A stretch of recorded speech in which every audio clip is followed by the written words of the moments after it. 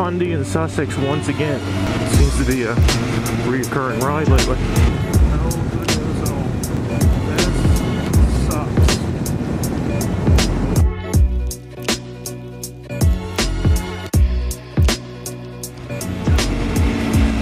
So we're off to do Fundy in Sussex once again. Seems to be a reoccurring ride lately. You're looking at 200 plus kilometers for this, and then Advocate is about 300 kilometers or so.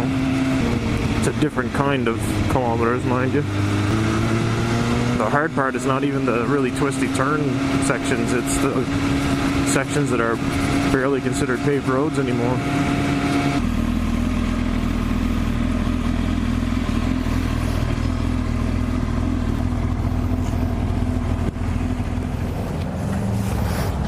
Don't see many of those old Zeds around, especially with stock pipes intact. So what do we got, like 7 bikes, but we've been split down to 4 or 5 for now? Yeah, I imagine the guys up front will be running a little bit quicker. I wasn't paying attention when this other bike in front of me drove by. I'm not even sure what we're following yet. Like maybe a CB of some sort? Skunk. Stinky skunk. We'll be well acclimated to the heat coming back into town because we're going to go through Sussex on the way home, right? It's going to be super cool air going through Fundy and Alma early in the day when it's already cool, and then as it gets hotter, we're going to be getting into hotter country. This guy's got half a taillight out. It's a Honda CB. It may be the 600 actually. 600F Hornet or something like that. Back far enough that you're just starting to break up. Every now and then, just the way the curve of the hill goes.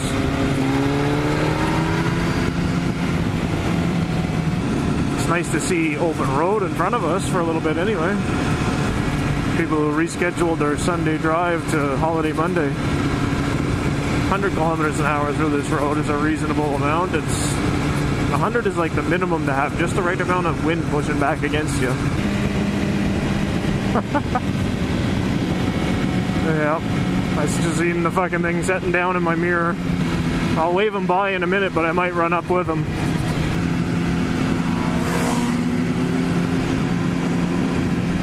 Fuck, his bike sounds different.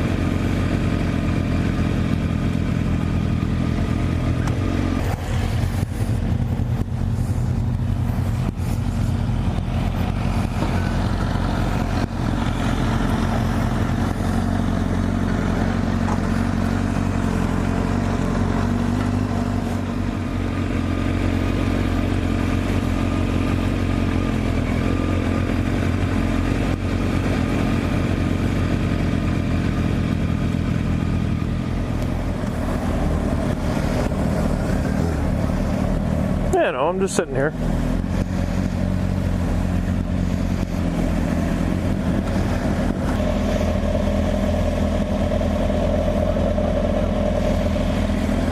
Your shield's still giving you trouble?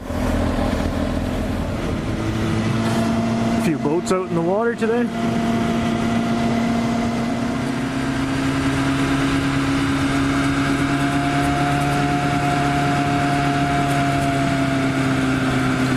Most likely letting us get good and far ahead so he can come at the hill a little quicker.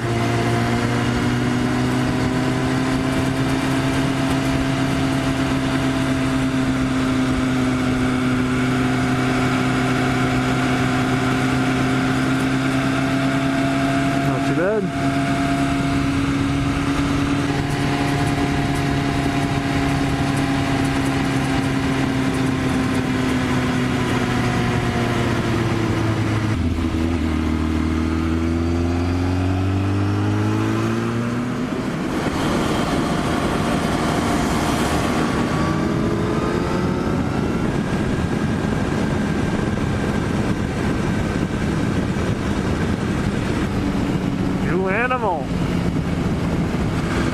So that was about 160, 165, and it wasn't anywhere near topped out.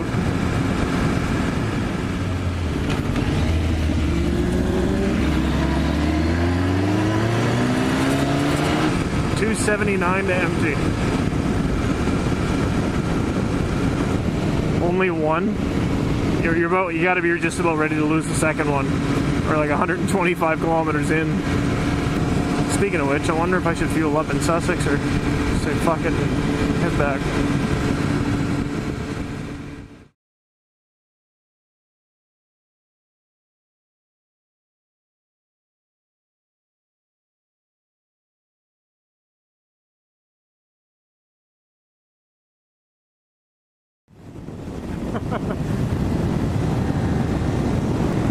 So, the good news.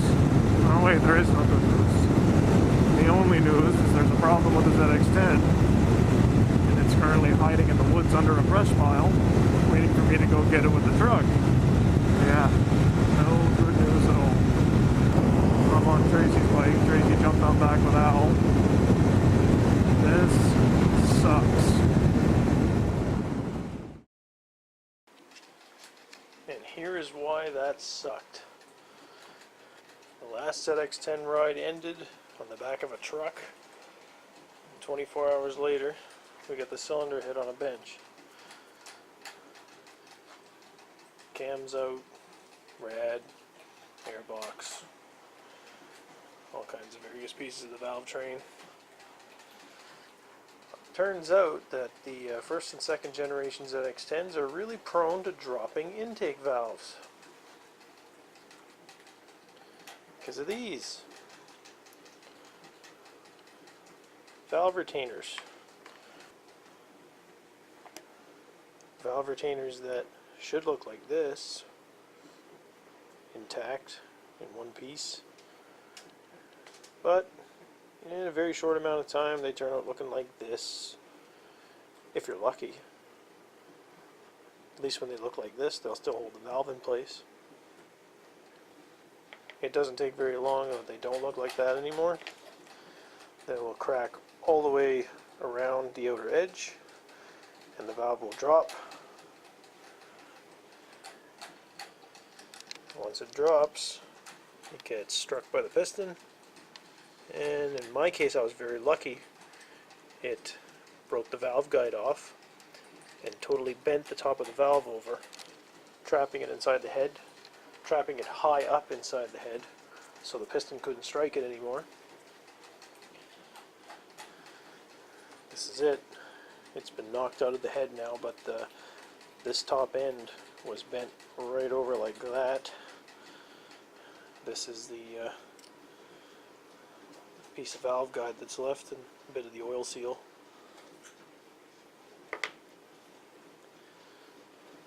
The lower end of the valve didn't take a real bad hit.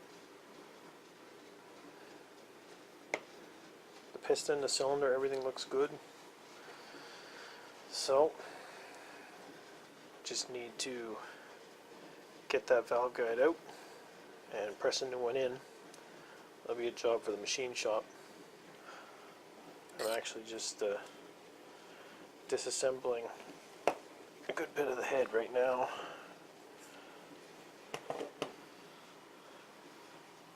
Pulling some valves out, because when this goes back together, it is definitely not going back together with these stock 04, 05, 06 retainers, because this will just happen again.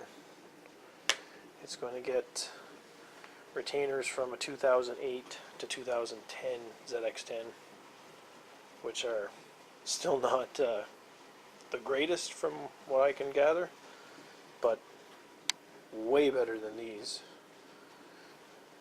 See, this is how they end up.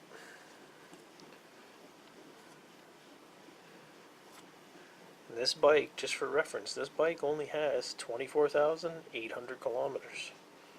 So that's about 800 kilometers overdue for a valve set. I plan to do the valve set in the fall. But I didn't know about this problem until it happened. Had I known, I'd have probably done the valve set earlier and gone in here looking and found this, and then I could have just replaced these retainers without, you know, this stuff happening. But you live and learn, right? It's another already too short riding season cut even shorter due to just nonsense like this. So now it's just a waiting game. Wait for some parts to show up, then get it to the machine shop, get that valve guide replaced, clean and clean and clean some more, drop the oil pan on the bike, make sure there's nothing made its way to the base. But I got about 500 bucks worth of parts on the way now, plus whatever the machine shop cost is going to be, all because Kawasaki built weak ass little retainers. The nightmare continues. Stay tuned. So now I get to take this ZX-10 intake valve and I can add it to my collection, because I've got intake and exhaust valves from the last 3 sport bikes I've owned on another bench.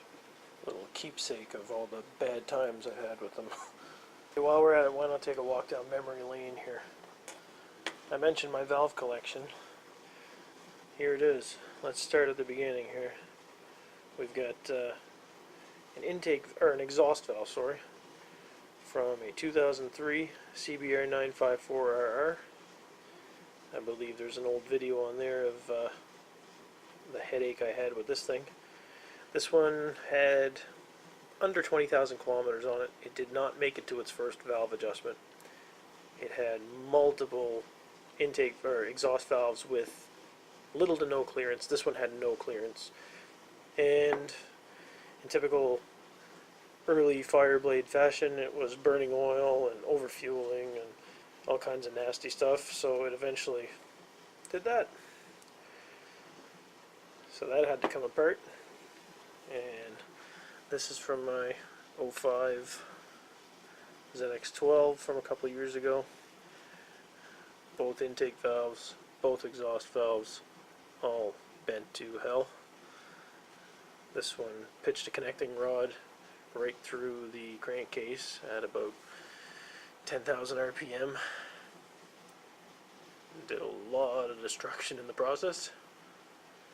And of course the new ZX-10 added to the collection here. This is a shameful collection.